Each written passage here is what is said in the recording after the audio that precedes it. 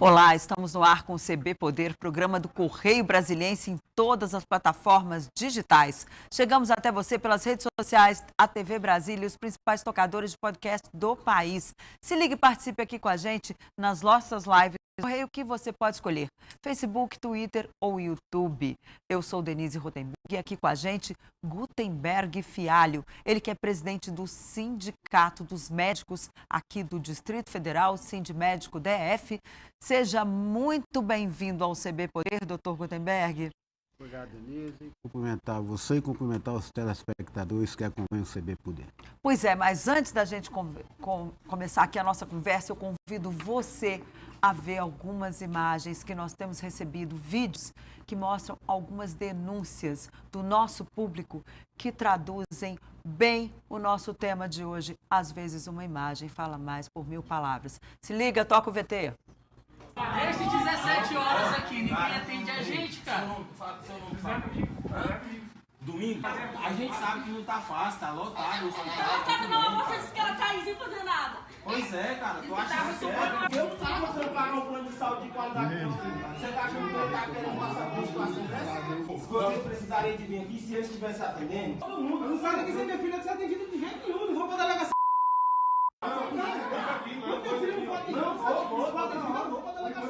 Olha a situação, aquelas ali é a chefia. Saiu de dentro da sala dela porque eu comecei a filmar ela. Sala de ortopedia, não tem ninguém. Todas as salas. Ó, box de emergência. Pois é, gente, essas imagens foram registradas ontem nos hospitais de Braslândia e Ceilândia. Mas essa tem sido também a rotina de toda a rede pública de saúde do nosso DF. Então, doutor Gutenberg, o que fazer diante desse caos instalado? Essa situação, infelizmente, se banalizou, se tornou rotina nos centros de saúde, nos postos de saúde, nas UPAs dos hospitais públicos do Distrito Federal. O maior problema hoje é a deficiência de profissionais, vai de médico, auxiliar de enfermagem, enfermeiro e demais profissionais. A primeira coisa que tem que ser feita é contratar profissionais suficientes para atender a demanda. É inadmissível que se chegue no hospital, se chegue no centro de saúde e numa UPA não tenha médicos para atender a população. Ou então médicos insuficientes. Às vezes tem um médico e quando se diz que não tem médico, aí vem a contra-argumento da Secretaria de Saúde. Mas tinha um médico atendendo. Sim, tinha um médico atendendo, mas você precisa de 4, 5. Portanto, aquele médico não consegue atender toda a demanda. E aí você tem aí o desespero da população sofrendo e morrendo nos hospitais, centros e postos de saúde sem assistência. Mas por que não contrata? Olha, essa é uma pergunta que eu gostaria que a gestão respondesse. Nós temos médicos suficientes no Distrito Federal. É bom, você que nos assiste, ter esse dado. Brasília tem a maior proporção de médicos do país. Quantos são hoje, doutor? Mais de 17 mil médicos em atividade. Na Secretaria de Saúde tem em torno de 4.800 médicos. 32% dos médicos apenas que existem na cidade. Portanto, nós sabemos o problema, que é falta de profissional. Nós sabemos que tem médico suficiente na cidade. Nós sabemos que falta condições de trabalho, segurança no local de trabalho, falta abastecimento e falta salários condizentes. Por que não se contrata? Aí que está a questão. Eu costumo dizer que esse é o quarto segredo. Mas o senhor, qual é a justificativa que o senhor já recebeu até aqui da Secretaria para essa falta de médicos no DF? O argumento da Secretaria é que está contratando. Se contrata 30 mil servidores e tal. Não é médico, pode até estar contratando. E quando contrata, as condições são tão precárias que os profissionais não ficam. Então não adianta fazer concurso com condições que não atraem o profissional, porque o resultado vai ser o mesmo. Os que assumem terminam não ficando. Com 30, 60 dias, pede demissão. E um quadro grave que está acontecendo no Distrito Federal hoje. Os médicos com 10, 15 anos de atividade estão pedindo demissão e muitos pedindo redução de 40 para 20 horas. Olha, se o governo sabe que o problema são as péssimas condições de trabalho, que é o desabastecimento, que é a sobrecarga de trabalho e que as condições salariais não são atrativas, por que não resolve o problema? Eu acho que falta aí compromisso com a vida. Quanto é que ganha um médico no DF hoje? Olha, o salário hoje, para os últimos concursos que foram feitos, o salário inicial de 20 horas é em torno de R$ 6.200. O colega vai receber aí líquido R$ 4.800. Isso para 20 horas? Para 20 horas semanais. Então veja que não é atrativo. Então, O problema nós sabemos que existe, nós sabemos qual a solução. A pergunta que fica no ar, por que não se resolve, por que deixa a população sofrer e morrer sem assistência? E 40 horas, quanto é que está o salário? É o dobro, né? Um pouquinho menos, mas em torno do dobro disso. Mas mesmo assim, para Não, lidar com a vida das pessoas, não é um é salário atrativo. Não é atrativo. que deixa ali a desejar perante a E o responsabilidade dos médicos mais e também grave o ainda são atendimento. as péssimas condições de trabalho. Você chega no hospital, não tem insumo, não tem segurança, falta órtese e prótese, pacientes morrendo porque não tem antibiótico, morrendo porque não tem analgésico, não faz uma cirurgia porque não tem anestésico, não tem anestesista. Toda essa problemática se sabe e se acompanha há muito tempo, inclusive antes da pandemia. Já aproveito, já me antecipo, que não tem como justificar o caos da saúde por conta da pandemia. A pandemia apenas agravou. Nós estamos denunciando isso desde o governo passado, que esse intensificou. Não tenha dúvida quanto a isso. Mas com a pandemia não houve, o governo federal mesmo destinou mais recursos para a área de saúde em todos os estados, conseguiu destinar, além de mais dinheiro, teve equipamentos também que foram enviados, demorou, mas chegou, pelo menos esse é o discurso do Ministério da Saúde. Como é que está essa relação hoje?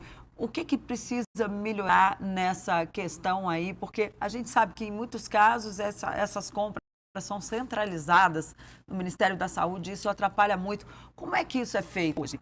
Na realidade, com relação ao profissional, durante a pandemia foi contratado alguns profissionais temporários que não resolveu a demanda, continuou faltando, e quando a pandemia se arrefeceu, esses profissionais foram liberados, foram dispensados. E não houve concurso público definitivo.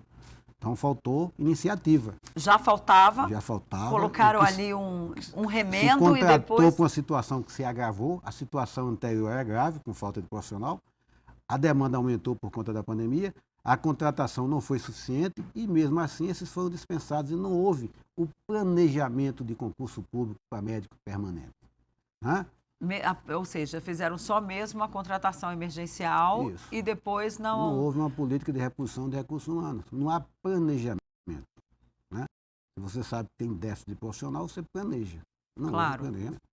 Agora, essa questão, houve alguma conversa com a Secretaria de Saúde, também com o governo, para tentar resolver essas questões ao longo da pandemia, que a gente sabe que houve uma troca aí de secretário de Saúde que se equipara à troca de presidente da Petrobras, né, no plano nacional. Essa analogia é bem pertinente. Na realidade é o seguinte, nunca houve interlocução. Nós tentamos, mas nunca houve interlocução. Tentamos, inclusive, propomos soluções, mas nunca fomos ouvidos. E o caos só aumentou. Né?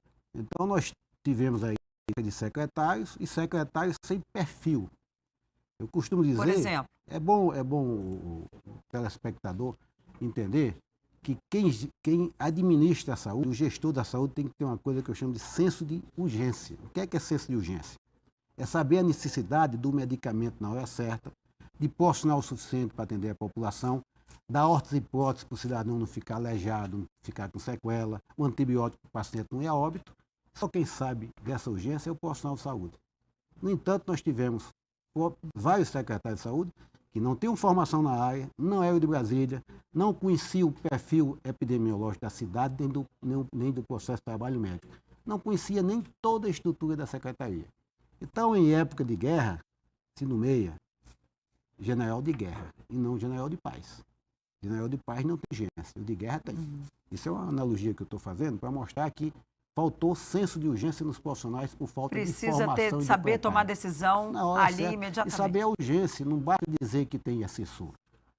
A consciência, a urgência e o discernimento tem que ser do profissional. O profissional tem que ser preparado.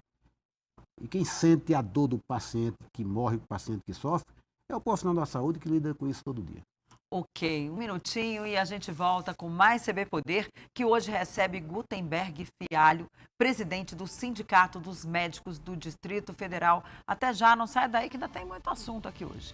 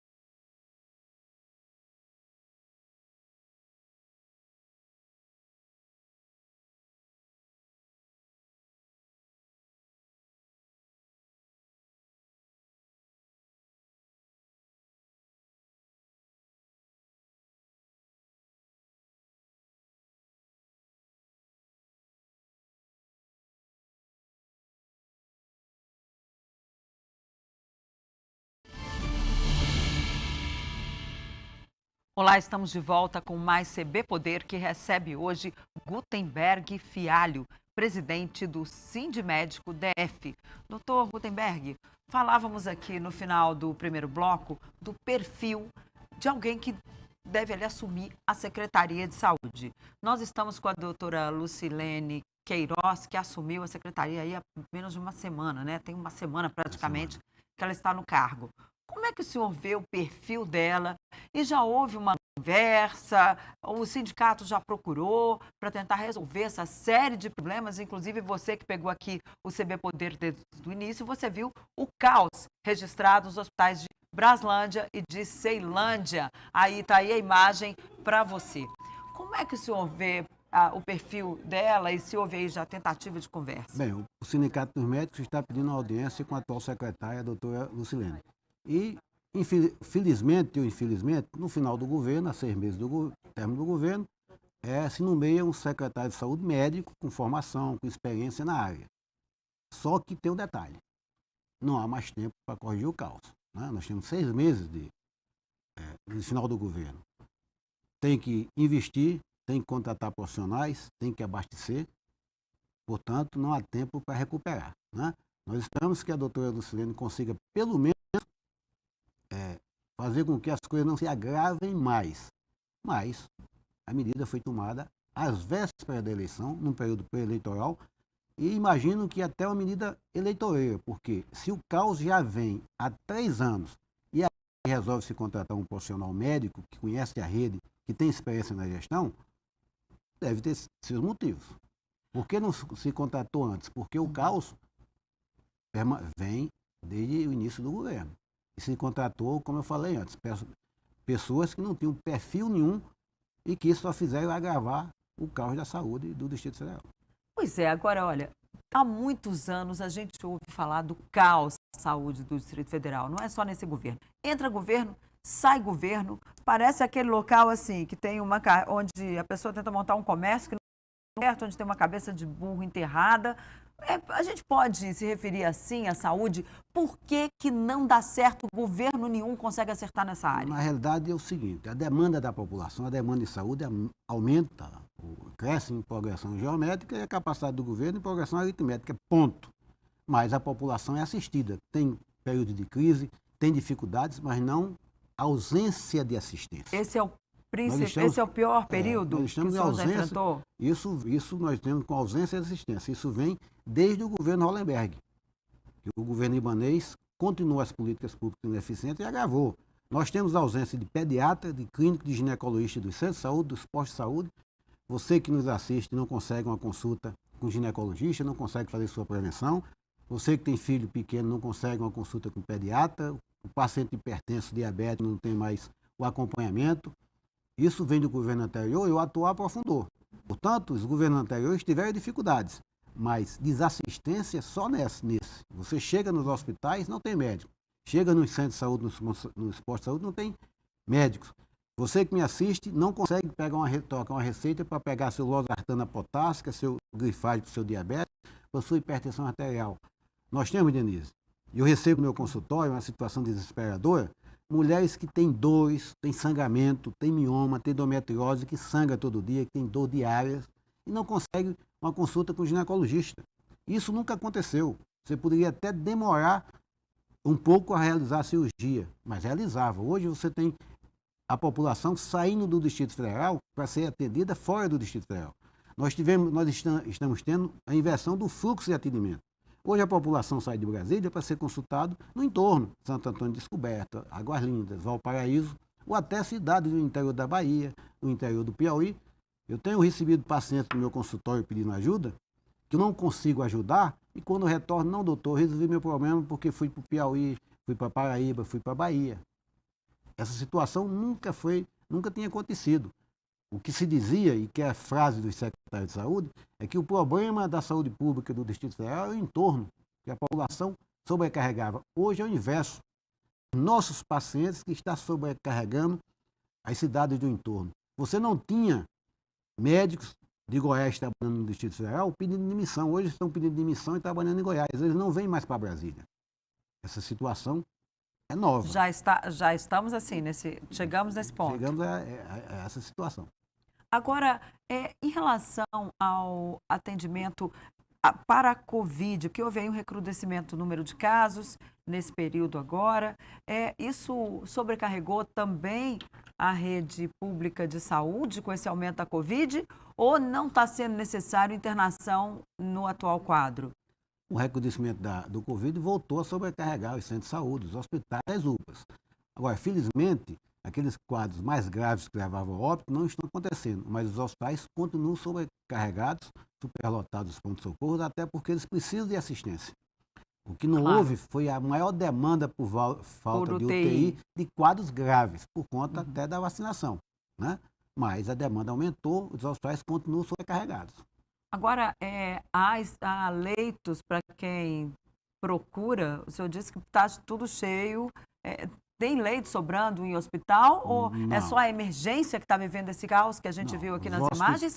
Ou está tudo assim, inclusive não há leito para atender, para internar? A deficiência de leitos continua a deficiência de leito para as patologias crônicas, para as patologias agudas que não são Covid e para a Covid. Na época da pandemia, você transformou leitos de UTI de patologias outras por Covid. Agora, agora já abriu esses leitos para os pacientes de outras patologias. Ou deixaram esses leitos fechados? Esses leitos foram liberados para as outras patologias. Naquela época, nós tínhamos deficiência de leitos de Covid e pacientes com infarto, com acidente vascular cerebral, com problemas de quadro agudo de abdômen agudo por processo infeccioso, sem leito de UTI e morrendo nos leitos dos hospitais por falta de leito de UTI, não Covid. E pacientes com Covid precisando de leitos. Hoje, diminuiu o número de leitos para a Covid e continua a carência de leitos para as outras patologias. Então, a situação não mudou, né? Os indicadores só pioram. Isso não é discurso de presidente de sindicatos médicos, né? Nós temos o que eu chamo, Denise, de sofrimento invisível das mulheres. O que é isso? Eu sou ginecologista. Eu recebo no meu consultório paciente com endometriose com dor, paciente com mioma sangrando, algumas pacientes que são faxineiras, que sangram dia e noite e não conseguem operar, fazer uma cirurgia de mioma, uma anemia que não consegue trabalhar, que não consegue fazer os afazeres de casa, uma cirurgia que você realiza em 30, 40 minutos e que se fazia com uma certa rotina, hoje não consegue nem a consulta com o ginecologista, né? Então, esse é um problema grave. Eu vi alguns dias a Secretaria de Saúde dizendo que vai fazer um mutirão de hérnia e mutirão de vesícula, porque outro problema é grave, os pacientes com cálculo na vesícula, com dores constantemente, não conseguem operar, às vezes complicam e correm risco de óbito quando não vão a óbito, mas estão esquecendo da saúde da mulher. Que precisa também ter um mutirão desses. Você tem noção, você é mulher, tem noção do que é que você tem alguém que sangra dia e noite, alguém que não tem disposição para preparar os afazeres de casa, alguém que tem que trabalhar porque é faxineira e não consegue porque está sangrando e não consegue acesso num centro de saúde, num posto de saúde, de um ginecologista para tratar a sua anemia, para aliviar a sua dor e diminuir o sangramento enquanto opera. É uma desassistência e um descaso com a saúde da mulher que nós não podemos admitir. Por isso que eu aproveito esse momento e chamo a atenção da Secretaria de Saúde que se faça um mutirão... E a secretária, inclusive, agora é uma mulher, né? Ginecologista, que faça um mutirão para operar essas pacientes que sangram porque tem mioma, tem adenomiose, que é uma coisa insuportável, um sofrimento imenso. Só quem sabe e conhece esse sofrimento é quem lida com as mulheres. Eu sou ginecologista, lido com isso diariamente. E tem ginecologistas suficientes para fazer esse mutirão, esse atendimento? Nós temos deficiência de profissionais, mas numa situação de emergência, os colegas estão dispostos a se superarem para atender essa demanda, porque realmente é uma situação inaceitável. Ok, nós vamos para mais um rápido intervalo e já estamos de volta. Como está o orçamento da saúde? Para onde está indo o dinheiro que você gasta, que você paga com seus impostos? Voltamos rapidinho.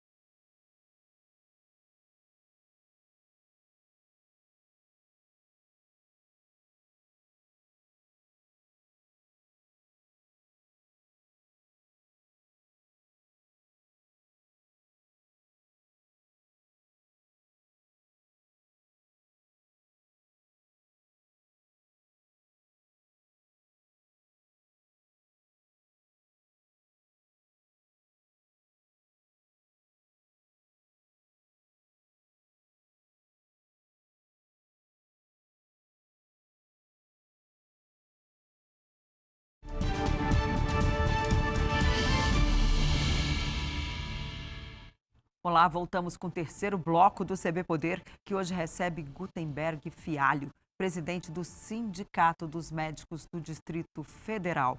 Doutor Fialho, conversávamos no segundo bloco agora sobre essa questão das mulheres, né? Essa falta de ginecologista, de acesso a tratamento, da necessidade de fazer um mutirão para atendimento. Mas o GDF diz que tem 5.600 médicos. Por que o seu número é 4.800 e do GDF vai a 5.600? Tá? Falta, tem um gap aí. Na realidade, essa informação ela é uma informação, uma meia-verdade.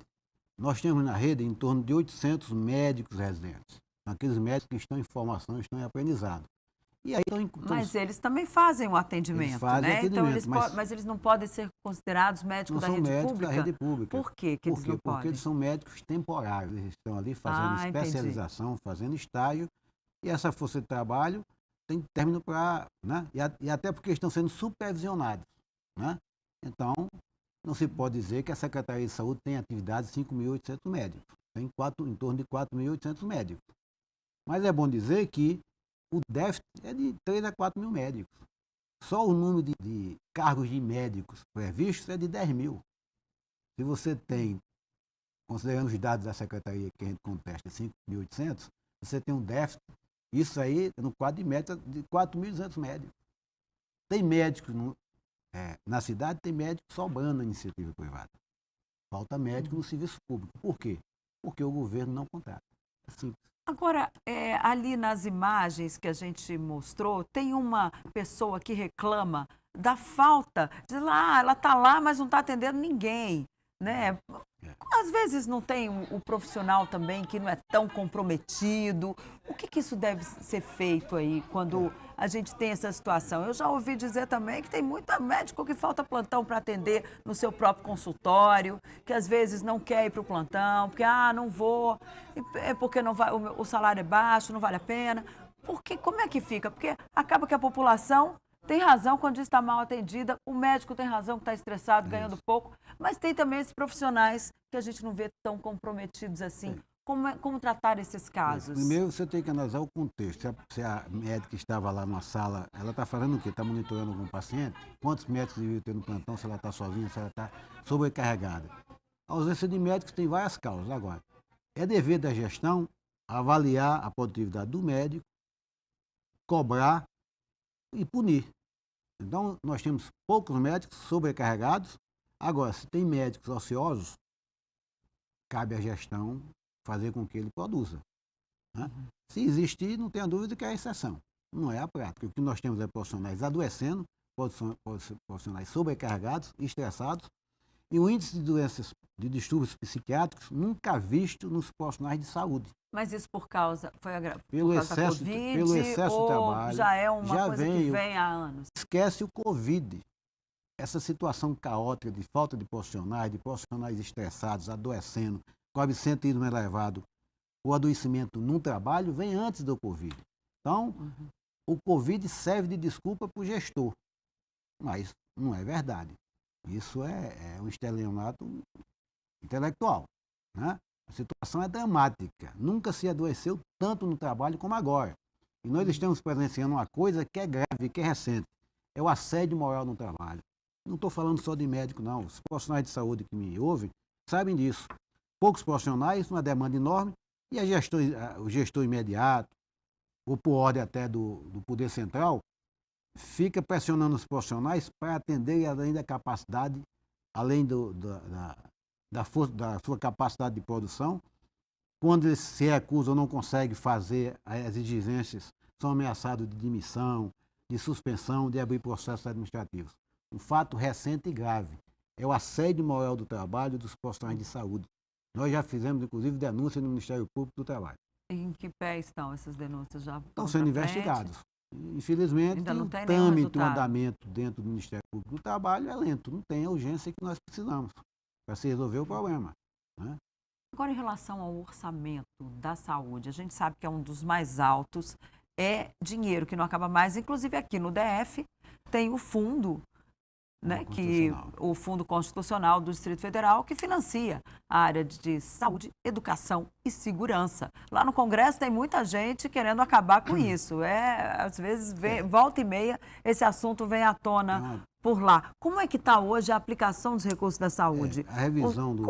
Por que falta sempre medicamento, médico, profissional até de outras áreas, e sendo que o orçamento é grande? Na realidade, o questionamento do Fundo Constitucional é um problema grave, que a classe política de Brasília tem que se atentar sobre isso. Portanto, podemos perder o Fundo Constitucional. O orçamento da Secretaria de Saúde do Distrito Federal para 2021, aliás, para 2022, o orçamento é um número estratosférico, 8 bilhões e 200 milhões de reais. Talvez as pessoas que nos assistem não tenham deste ano. Talvez as pessoas que nos assistem não tenham nem noção de tanto qual o volume de dinheiro é. 8 bilhões e 200 milhões. Para o ano vai ser corrigido pelo IPCA, como é o Fundo Constitucional todo ano. Para você ter ideia, o Alexandre Calil, prefeito de Belo Horizonte, que é candidato a governador lá, deu uma entrevista nas páginas amarelas da Veja, há coisa de 15 dias, que ele disse que o orçamento da cidade de Belo Horizonte, uma das maiores cidades do país, é 15 bilhões. O orçamento da Secretaria de Saúde do Distrito Federal é mais da metade do que o orçamento da Prefeitura de Belo Horizonte. E falta de soro, de teste para dengue, fralda e outras coisas mais. Então, é inadmissível. Agora, mais grave do que o desperdício, Denise, é o desvio. E está grande? Os médicos têm denunciado? As denúncias são constantes. Nós temos, por exemplo, o GES, que é uma usina de escândalos. Nós tivemos... GES é o quê? O GES, Instituto de Gestão Estratégica, que é do ministro do Hospital Santa Maria, e o Hospital de Base, o antigo Hospital de Base. Nós tivemos secretário de Saúde preso. É um exemplo clássico. O Sindicato dos Médicos comprou em plena pandemia testes rápidos a R$ 25,00 a unidade. Eu comprava 100 unidades por mês. O SESI, se eu não me engano, comprou a unidade a R$ 18,00. A Secretaria de Saúde, nessa época, comprou a unidade a mais de R$ 170,00. Depois se descobriu que esses testes eram falsos. Então, mais grave do que o desperdício é o desvio. Dinheiro tem, falta auditoria, falta punição, falta compromisso com a vida. Ok, doutor Rothenberg, infelizmente nosso tempo acabou, mas essa pauta é tão importante que já fica o convite aqui para o senhor voltar ao CB Poder. E olha, muito obrigada pelo seu trabalho, pela sua presença e por o senhor ter tido aí esse tempinho para conversar com a gente. Eu agradeço o espaço e espero ser chamado outras vezes. Obrigado a vocês pela atenção. Ok, o CB Poder fica por aqui. Obrigada pela companhia. Até a próxima. Tchau.